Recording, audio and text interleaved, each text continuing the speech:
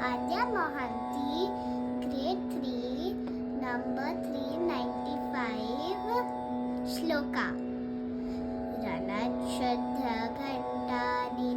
रणच्छुद्धघण्टानिनादाभिरामं चलट्टाण्डवोद्दण्डवत्पद्मटालं लसट्टुन्दिलाङ्गोपरिव्यालहारं गणाधीशमीशानसोनुं तमीडे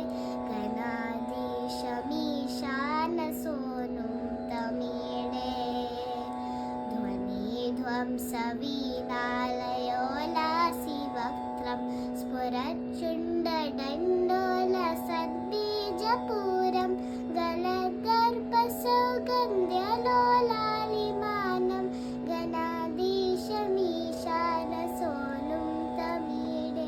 गणाधीशमीशानसोनुं तमीडे प्रकाशज जपारक्तरत्न प्रसून प्रवाल प्रभातारुण ज्योतिरेकं प्रलम्बोदरं वक्रतुण्डैकदन्तं गणाधीशमीशानसोनुं तमीडे गणाधीशमीशानसोनुं तमीडे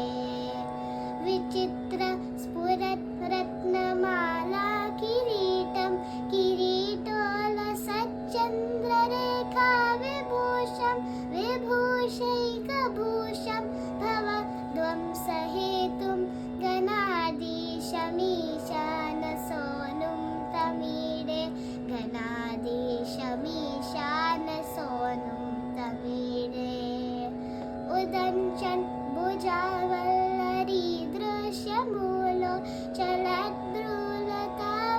ब्रह्मभ्राजदक्षं मरुत्सुन्दरी च